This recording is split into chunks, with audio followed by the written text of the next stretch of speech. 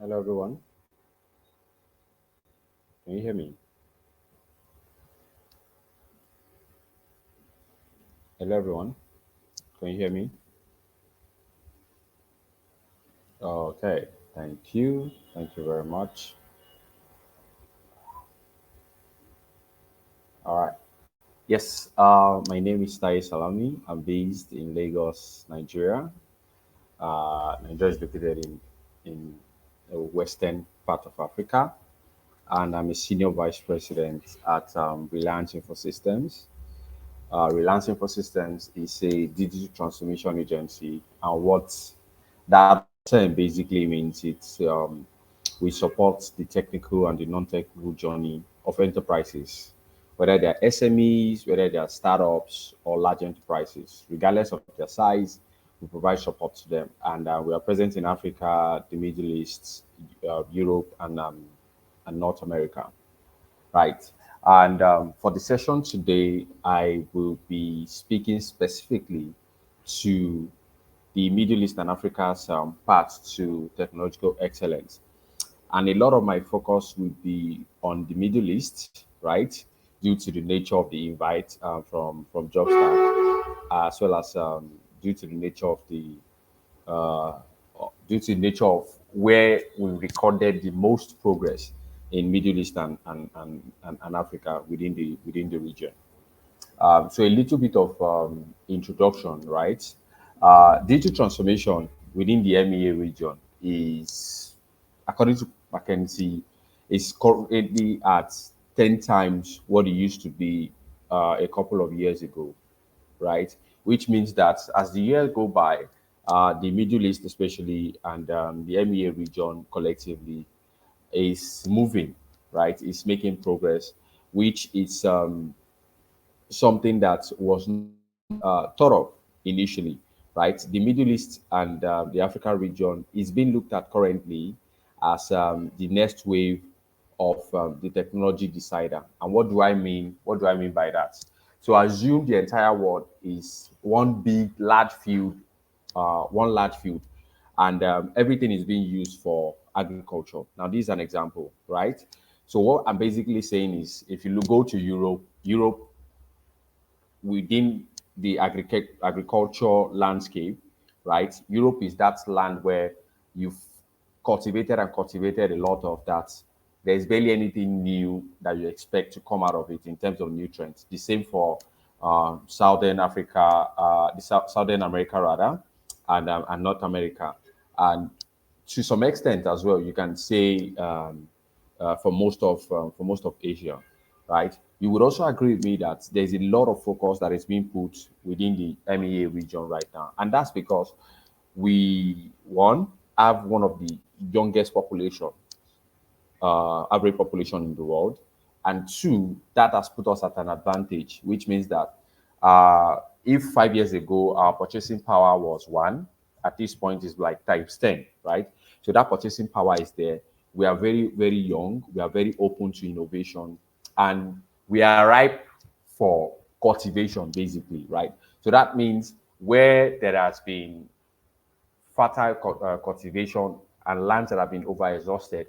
Now, assuming people from all of these other continents are farmers, they are looking to Africa as a land where which Middle East and Africa as a land where which they should be playing or planting next, which puts us in a good position. So that's basically the intro. So we need to basically know where it is that we stand. We are at a unique advantage. Now, me and you, one of the things I'd like to get out of this, I want you to get out of this is how can you position yourself for what is currently happening right now, what has happened before, and what's going to happen in the future. Now, this is a snapshot of the MEA landscape when it comes to technology. And please bear with me. My session is going to be as interactive as possible. I have very short slides. I want to talk through them, and I want to have a conversation with everyone on this call, right? So, despite the economic crisis and uncertainty that comes with our region, whether in the Middle East, in Northern Africa, or the rest of Sub-Saharan Africa, right? The rating for for our region is mostly positive, right? It's very, very positive. And the reason why that is because the reason why that is because we have four key things that is going really well for us, right? One is sustainability, right? Our region has focused on sustainability. Bear in mind that a lot of the issues, a lot of the problem that is caused, that has brought sustainability to the forefront, was not is not necessarily our fault, right? So we've had to be a bit reactive and forward thinking that, okay, so if a mess is being made in place A or in point A, we in point B are going to get affected one way or the other, to ensure that point B, where we are located, is not as polluted as point A. We need to find ways to protect ourselves for now and for the future. So sustainability is a really huge topic, right? It's a really huge subject when it comes to our particular region. Then there's the tech skills as well, right? We supply a lot of the emerging tech skills. The rate at which youths are taking up tech skills, right? Even though some are taking it for like the wrong reasons, but the rate at which we are taking up tech skills is very, very high, right? Companies are looking for skills. They are looking for, maybe you can say, cheap labor or something like that, but they are coming to Africa to look for that. And I will tell you something as well. So apart from the work that I do at Reliance as the lead of the startup program, I also have a VC, right? And what is it that we do in that VC is we're an ecosystem builder, right? And currently we are focused on building the Nigerian ecosystem, but from a creative standpoint, from a creative standpoint. And one of the deals that we're currently looking at, that we're currently discussing, is with one of the biggest, what's it called, ventures in the US. And they are looking at shooting, if you've seen Man of Steel, right? They're looking at shooting Man of Steel kind of quality kind of film, shooting it in our region and still publishing it globally.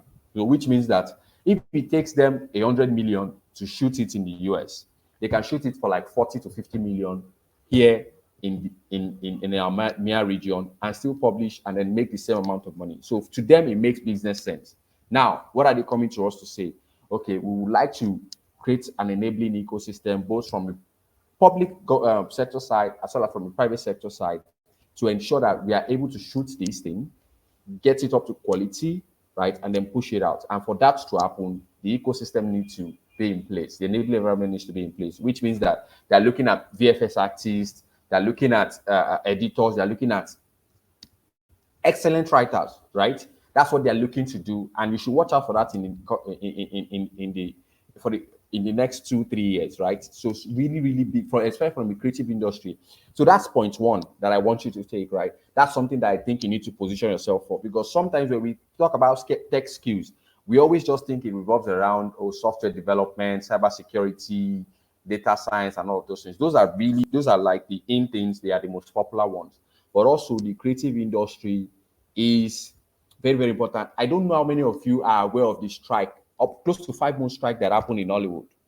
It basically meant that everything was shut down. The writers guild shut down the entire industry because of AI. Now, what are the top guys, the top industries, the top ventures within that industry, within that sector? What are they doing? Okay, if we're going to be having so much problem here in the US, we need to go where there's less problem, but we can get the same amount of quality work done for far less and then push it back to the US.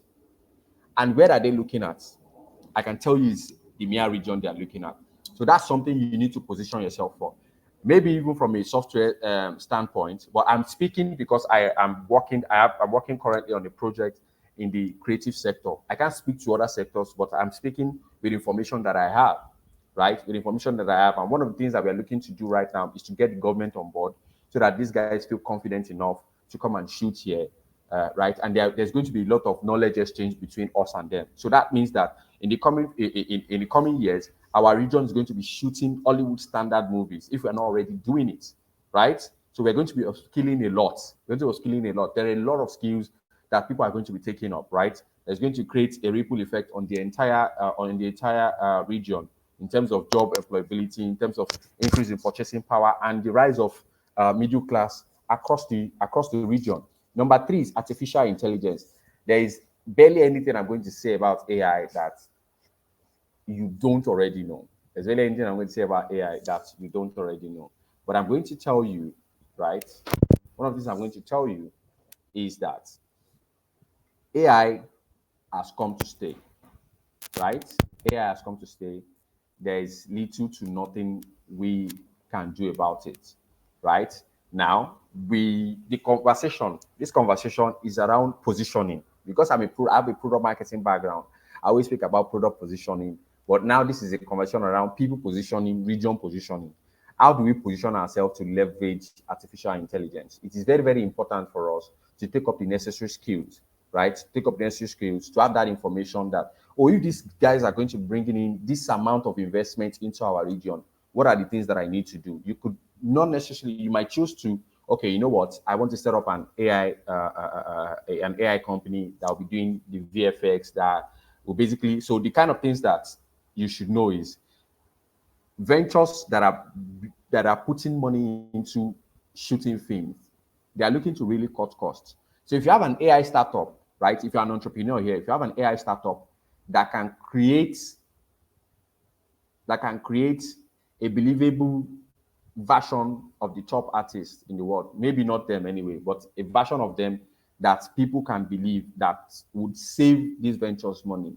You've just created a whole new, what's it called, cash cow for yourself and for the people that you're going to employ and for the entire region. You become, because right now I can tell you, we don't have anybody that is a factor in that space yet. You can become that particular factor who people go to, who becomes the champion, the voice of things like that on the continent. There's also connectivity. Being someone that lives in Nigeria, I grew up here, I was born here, right? Connectivity is still a huge issue in some regions in Nigeria, not necessarily in Lagos, because, right, Lagos is like the economic capital of sub-Saharan Africa. So there's a lot of business going on here. Connectivity is not necessarily an issue. We have one of the cheapest internet in the world compared to our purchasing power and the minimum wage, right? But these are basically the things that we have going for ourselves in our region. There are more than this, right? We have way more than this, but these are the four most important ones to me. And bear in mind that whatever it is that I speak about, it is coming from my own personal experience, my own personal research, and what it is that I know, right? You might not necessarily agree with it 100%, which is totally fine. Next, now, what are the emerging technologies in Middle East and Africa? You will notice that I said nothing about the creative industry, but I was going to point that out because that's something that a lot of people are not looking at currently, and there was no way for me to fit it in here. So I wanted to touch on the huge and the flashy, the haha kind of technologies in MEA, right? And believe it or not, one of the biggest and the most important emerging technologies in our region is around weapons security and defense. I have my worries about that, but the reality is the reality, right? And you will agree with me that if you hear about, oh, weapons supplier, this and this and that, or even weapons manufacturer, whether bio weapons, whether chemical weapons, whether artificial weapons, or whether physical weapons, we don't necessarily play in that space, right? But it's an emerging space in our region. So we need to learn to position ourselves for that. So sometimes one of the things I will speak from Nigeria, right? So let me give an example of what the tech space in Nigeria is like. If you're not a software developer, you're not a data scientist, you are not, what's the third one? Maybe cybersecurity. Like people don't necessarily see you. There's a term what we call tech bro. So a tech bro is someone that works in the technology space, right? In a startup, right? So if you don't work, if you're not doing any of those three things, right, or you're not an entrepreneur that is building a tech product for people, you don't fit the tech bro. But data and information out there is saying that a lot of focus in our region is not necessarily on this, right? Maybe let's say a couple of countries, right, within the Middle East region, but not necessarily for the rest of the region, and definitely not within Sub-Saharan Africa, because government are Government are government, right? So we also have generative AI. This one is actually worldwide, right? This one is actually worldwide. But there's something that I've always been excited about that I'm looking forward to seeing and maybe even doing myself, right? Like generative AI product that is designed for our region. Generative AI product that is designed for our region. It's an emerging, what's it called? An emerging space, and I shudder at the thought of what is possible for us in that region, what it is that we can do within that region. There's also metaverse. And let me tell you this, I am a big believer. I am a big believer in stories or in people that when they try to change, people that try to change industry and they come against significant pushback, right?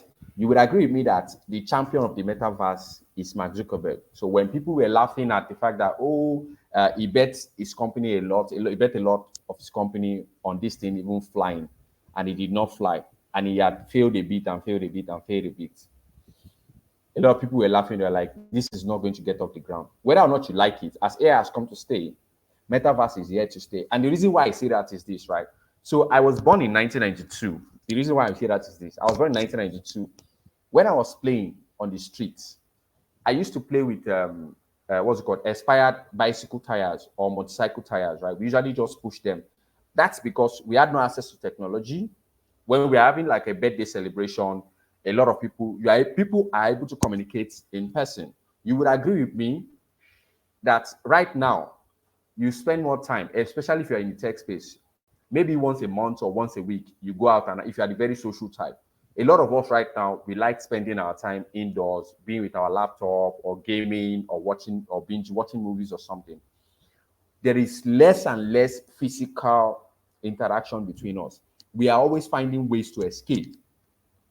We want to escape, but still like, and where we are going to in that, so in the space of social interaction, where we're going to in the space of social interaction, we will want to escape without having to necessarily go outside, but have the same experience we would have outside. And where will you find that in the current reality, in our current reality right now, worldwide? Where will you find that? It's in the metaverse. A lot of people have not adopted it yet, but we will adopt it. It will be our escape. I was watching a Instagram reel earlier today where a 13-year-old was celebrating his birthday. The mom went into the room to check what himself and his friends were doing. Guess what? They all brought their portable TVs, some brought their laptops, and they were playing video games. That's how the boy was celebrating his birthday. And if you ask him at the end of the day if he had fun, he will tell you that he did have fun. He will tell you that he had fun.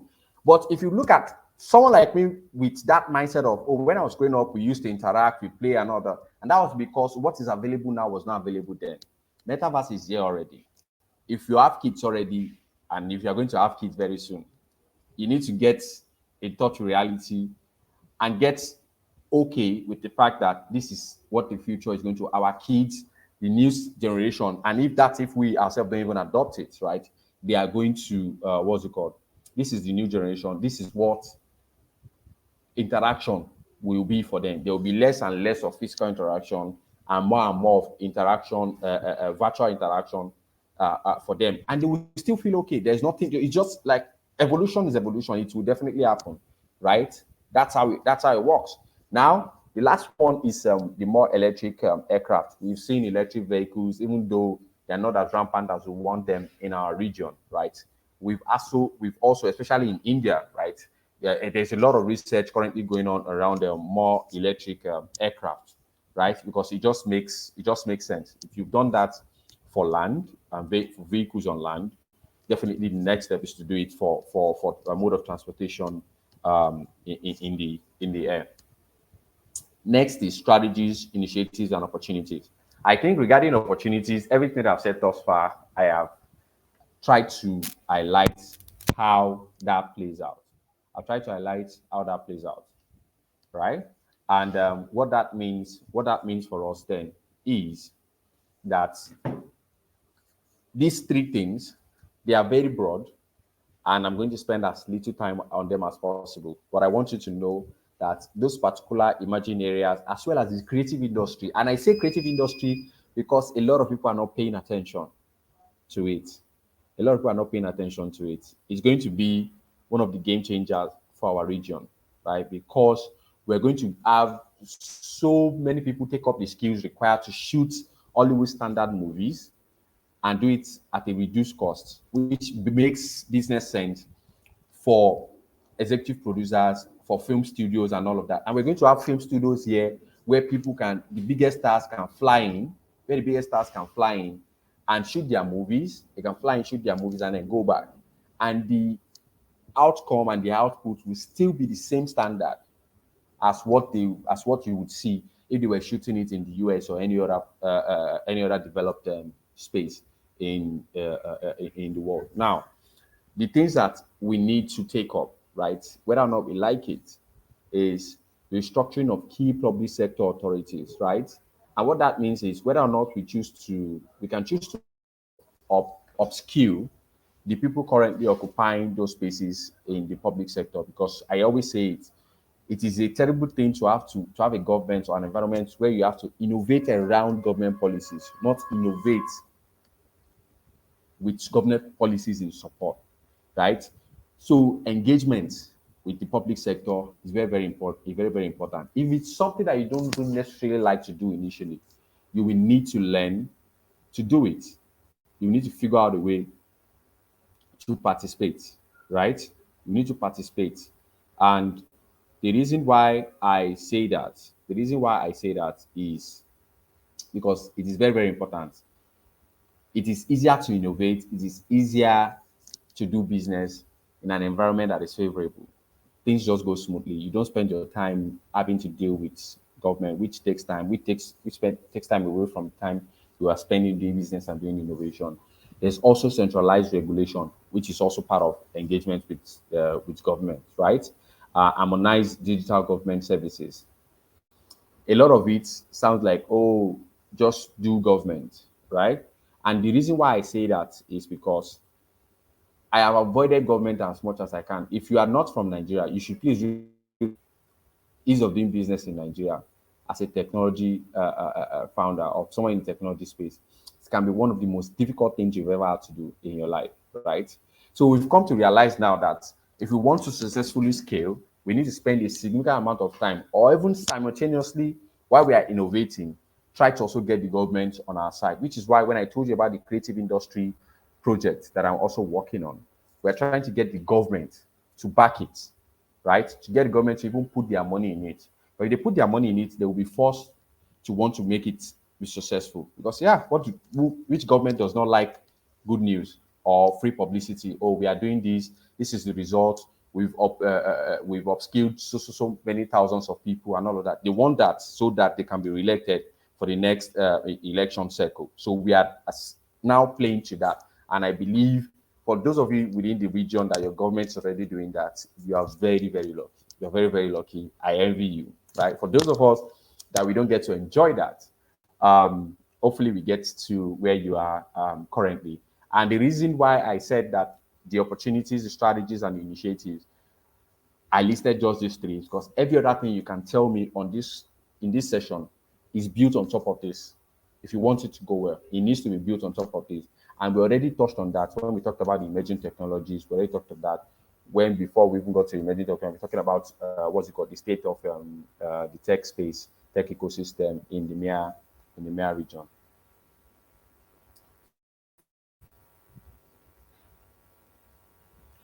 Sorry, sorry.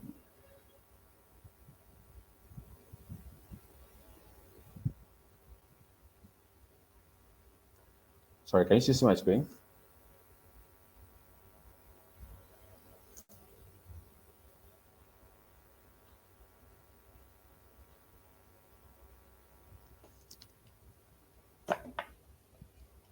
So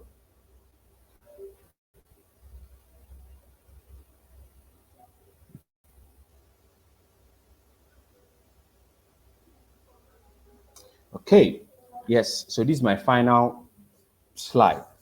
Uh, for some reason, I was unable to move here, but we're here now. Apologies for that.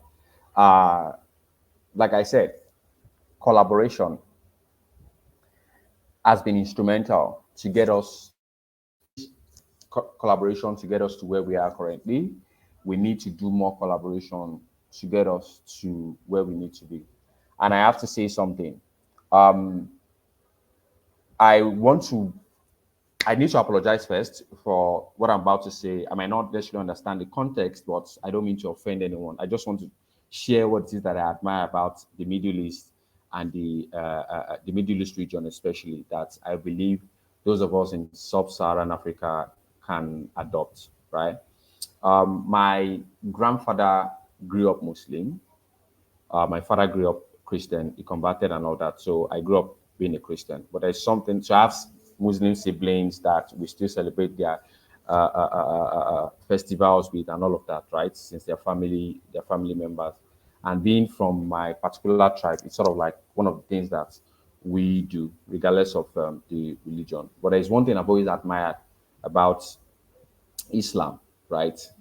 Is the not thinking about just yourself and having to think about your brothers, be your brother's keeper, and all of those things. And the reason why I say that is I believe it's one of the reasons why was God working with government in some regions, in some spaces or some places in the region is easier because growing up with that kind of mindset, you always put other people first. You always put other people first.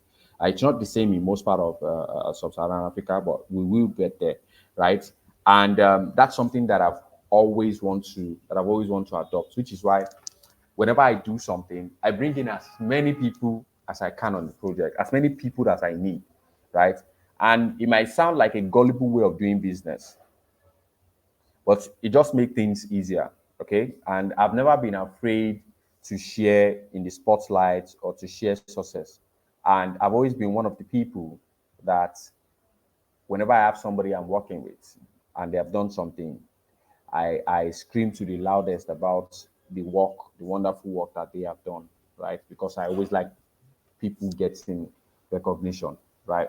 And just to mention, right, collaboration is very, very important. And to conclude that, public-private partnership, like I mentioned, is very important. And the reason why it's important is because government have already partnered to date with private sector. You have smart cities in places like the UAE and like the UAE and other places. Can you give us? Okay, yes, definitely. I'm just seeing your question here. There's also academic institutions that have collaborated with businesses to develop new technologies, right?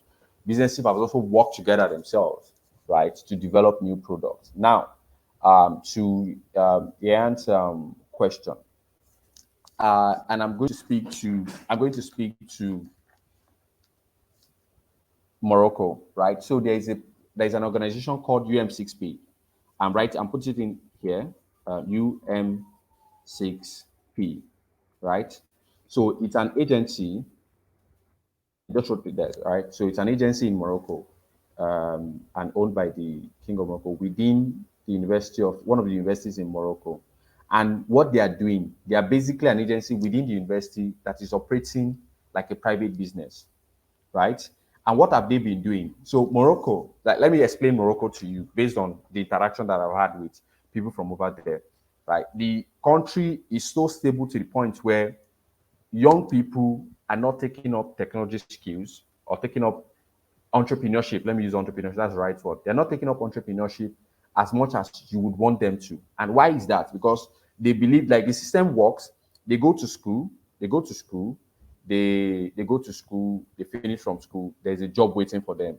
Most of them become civil servants. They live a relatively simple, happy life. They get married. They have kids. A system that works. Now, Morocco, the government of Morocco does not want to be left behind within the digital transformation space, right? So they set up what we call UM6P. You can look it up, Ian, Jambi. Sorry if I mispronounce your name. My apologies. Okay, you can look it up. And what is it that they are doing? They are working with businesses, right?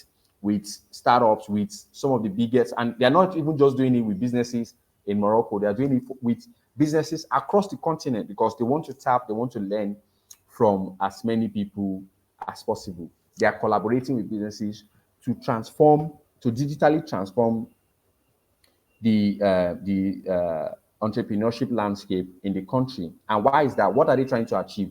They want more people to go, more youths, more young people to go into entrepreneurship so they can start creating businesses so that Morocco can also be the go-to location when you're looking for companies that are valued at a billion, and companies that are unicorns, that are basically transforming, because they don't want to be just a sleeping country when the continent is being digitally transformed. So that's an example that I know personally, and I can make introductions if you'd like to speak with the contacts that I have at UNCSP. You can send me a message on LinkedIn, and I can make an introduction between you and him. So if you'd like to know more, and he can make an introduction for you as well. Okay. So apart from public-private partnership, I hope I've answered your question. Apart from public-private partnership and academic institutions and businesses themselves have started doing collaborating together, right? If there are two startups that are building a particular product in the health tech space, right? I'm currently working with one of them, and one is in Morocco, the other one is in Kenya, right? Which is a beautiful thing, right? Which is a beautiful thing. We are working together to develop new products and services and expand their reach in the region. So yeah, one is in Kenya, one is in Morocco. So it gives opportunity for the one in Kenya to expand to Morocco without doing much work, and gives the opportunity for the one in Morocco to expand to Kenya without doing much work, because they are going and operating as an individual entity. All right. Thank you, everyone. That's it from me. Any question or any other question?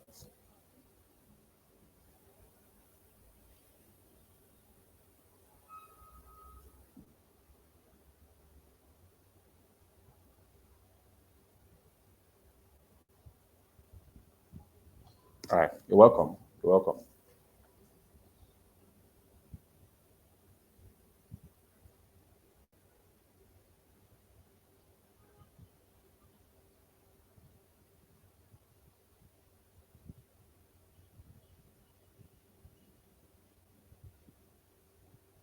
Any question? Any comment?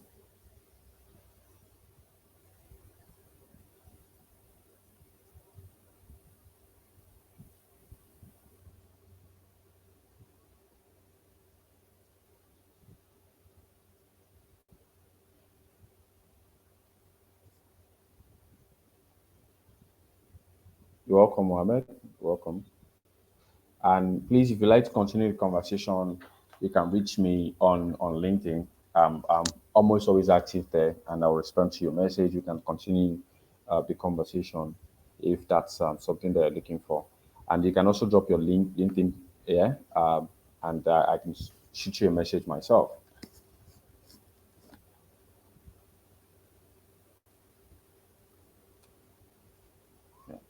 Okay, over to you, Nada. Thank you very much.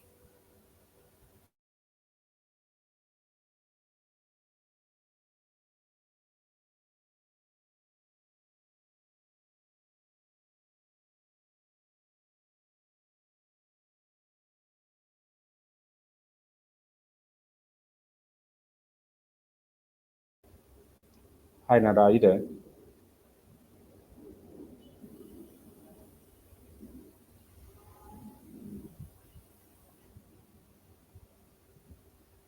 Hi, Thai. Thank you.